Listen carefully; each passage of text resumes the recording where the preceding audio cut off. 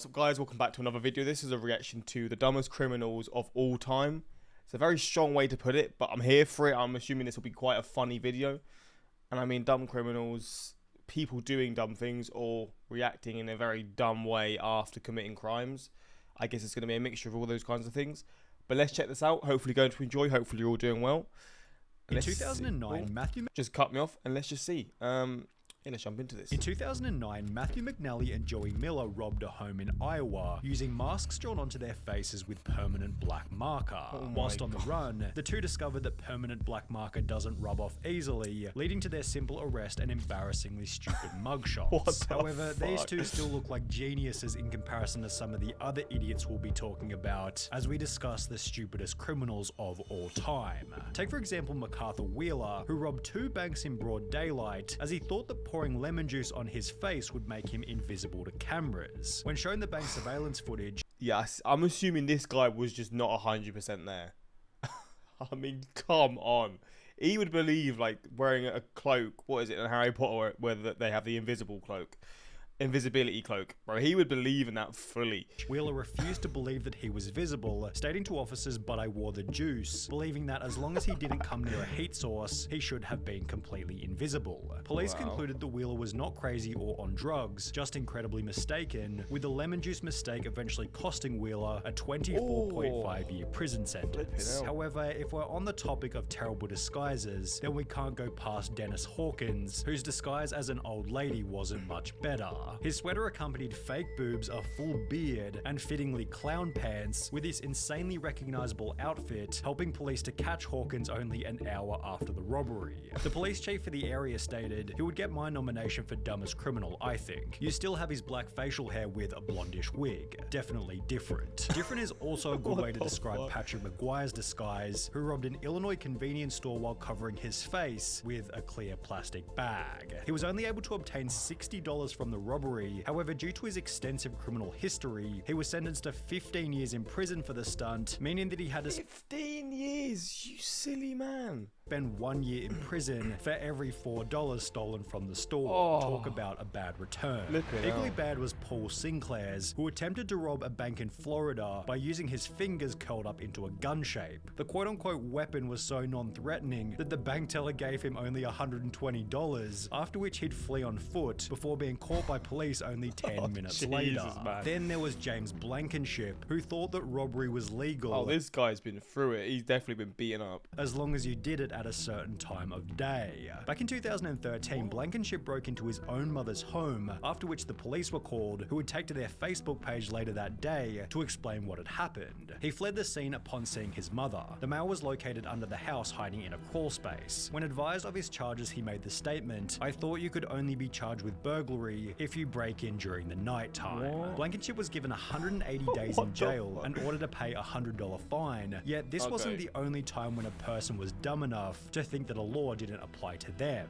Because when Reuben Pavin was caught stealing from a charity thrift shop in New Hampshire, he'd state that he thought everything was free because of the name of the business, Finders Keepers. The sign did say Finders Keepers, enough. so I took that. That's the most valid answer to all these criminals yet. Finders Keepers, I mean, he's not wrong, the name, but stealing from a thrift shop, you gotta be mad. Come on now. DVD player, took it home, Pavin told the local TV station. A couple of weeks later, the stuff is still there on the porch, so I'm thinking to myself, Finders Keepers. They probably just put stuff out there for people to take. The business responded via Facebook stating, "This man who was caught on video is saying it is all a misunderstanding. He thought everything at our store was free. Is that really the best defense he could come up with?" After which Pavin reportedly turned in the stolen goods to police, holding that he's not a bad person or a bad dad, and is rather just unbelievably stupid.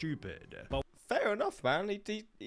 I mean, he responded probably in the best way. was he as dumb as Derek Mosley, who in 2013 attempted to rob a store named Discount Gun Sales by using a baseball bat? When Mosley allegedly barged into Discount Gun Sales and smashed a display counter with his baseball bat, the store manager simply pulled out his own personal firearm and pointed it straight at the would-be robber, holding Mosley in the store until he was arrested and charged with first-degree robbery. A similar story then came out of Texas in July 2022 when a gun store was robbed at knife point, although this tale instead ended in a body bag as the robber was fatally shot by the store owner as he tried to exit with his loot. But what happens when you accidentally call 911? Robbing a gun store without a gun is the maddest thing I've ever seen. That's like that's that's just a rookie mistake, like for any robber. I mean, it's just using a baseball bat when you're in a gun shop. What do you expect? 911 whilst committing a crime. Pocket dialing the police is probably a fairly common occurrence. However, for Carson Reinhardt and Nathan Teklemariam, it happened at the most unfortunate moment, specifically while they were breaking into a car. The alert dispatcher soon realized that the call was an accidental one, and moreover that the guys on the other end might be up to no good. For the next 35 minutes, the dispatcher stayed on the line, listening and gathering information, as Teklemariam and Reinhardt did the following. Discovered a car that they thought they could burglarize, discussed how to break into the car, allegedly broke into the car, exclaimed in delight over finding narcotics in the car, became confused as to how and why a police car was following them, and reacted in disbelief when the arresting officer revealed that they'd been on the line to 911 the entire time. Scott Simon found himself in a similar situation, although under much more severe circumstances. Whilst on trial for murder in 2015, Scott was successfully sentenced to life in prison, as 2 years prior he'd pocket dialed the police while admitting to a friend that he was the one. So it happens quite often in pocket dialing. I mean, when you're involved in a crime. What are the chances of that? Who committed the crime. He had no idea he called 911, a sheriff's office spokeswoman told the Miami Herald. He basically told on himself, as did Albert Bailey, although in a much stupider way. Bailey had planned on robbing a bank in Fairfield, Connecticut, although rather than exercising the element of surprise, he'd call the bank prior to the robbery stating, "I want $100,000 in large bills and no die packs. I'll be sending someone into the bank to get the money. Don't call the police, we are monitoring the police scanner." Prior to making this phone call, Bailey had already served 7 years in prison for a previous bank robbery. However, this new plan was equally ineffective, as after arriving at the bank to collect his cash, Bailey was locked inside, arrested, and sentenced to another 9 years in prison. Although, if he wanted you gotta think, is like bank robberies now, is that even really an efficient way to get money? Because the chances of you getting away, I assume, are so minimal. I would say the chances of you getting away from a bank robbery are nil, but I guess there are cases where people do get away. But I just wonder, like, is that like such a high risk place to do a robbery? Like, I'm just wondering, but maybe I'm wrong. Maybe it's actually like you have a much higher percentage of getting away. I don't know. I just feel like banks have more security. There's more cameras around.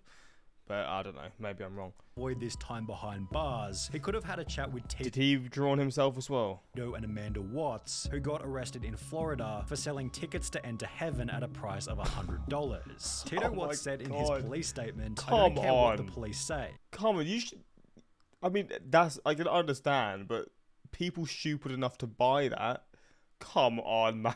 That is mad. The tickets are solid gold, and it was Jesus who gave them to me behind the KFC and said to sell them so I could get me some money to go to outer space. You should arrest Jesus because he's the one who gave me the golden tickets and said to sell them. I'm willing to wear a wire and set Jesus up. The couple had apparently earned over $10,000 from the stunt, meaning that they were able to find people even dumber than them, one of which might have been Ruben Zarate. While attempting to rob a muffler shop in 2008, Zarate was told that the shop couldn't access the money safe without their manager, who didn't begin his shift until later that afternoon. Instead of bailing on the robbery, Zarate instead gave them his phone number, asking them to give him a ring the next time the manager was in.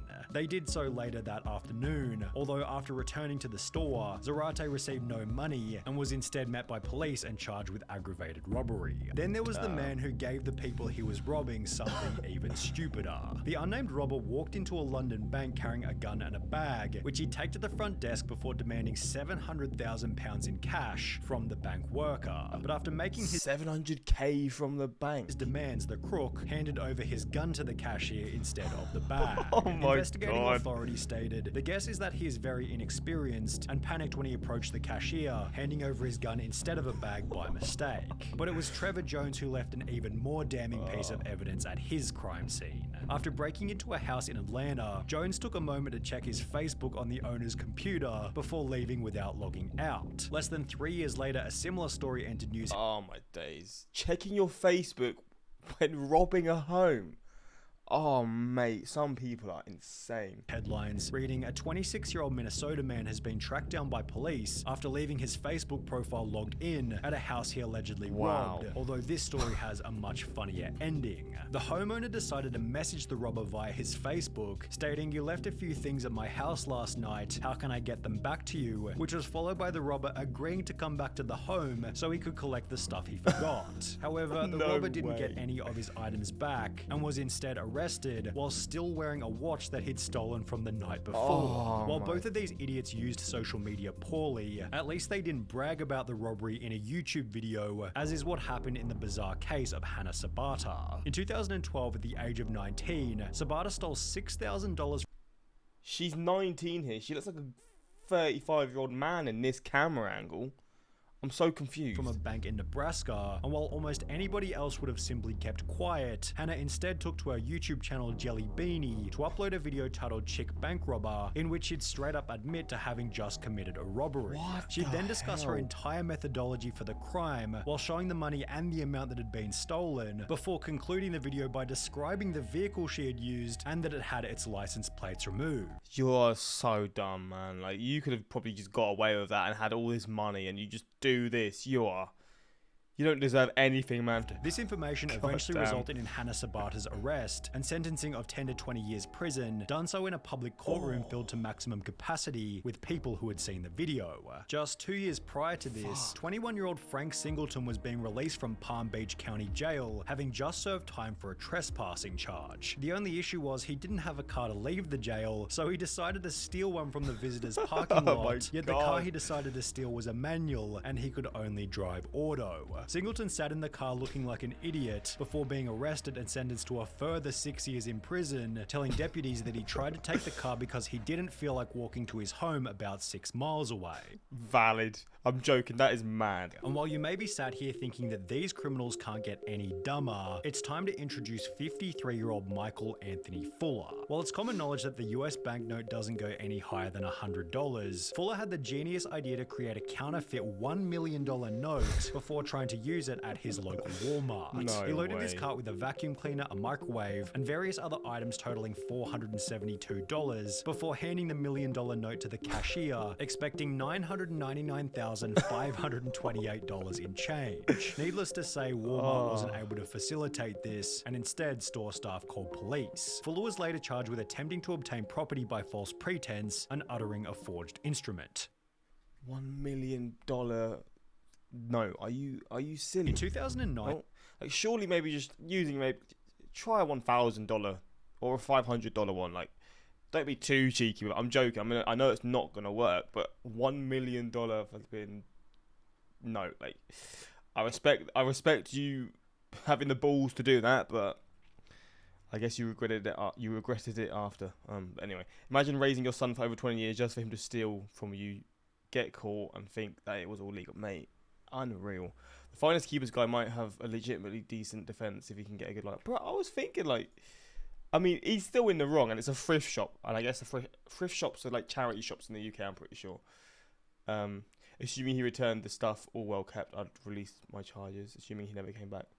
Yeah, man. Hopefully he didn't get in too much trouble with that. But I wore the juice has got to be the best defense I've ever heard. That's the lemon guy, isn't it? Could never go to jail with the smile I have. What the hell is that profile picture? Oh, my days are flipping out. Anyway, hopefully you enjoyed this reaction. These are the dumbest criminals of all time, and to be fair, yeah, I think they must be, because there were some crazy cases here. I mean, you're starting with people that literally draw on their face to use as masks with permanent marker. Oh man, the world's crazy. But yeah, hopefully you enjoyed, and until next time, like, subscribe, and peace.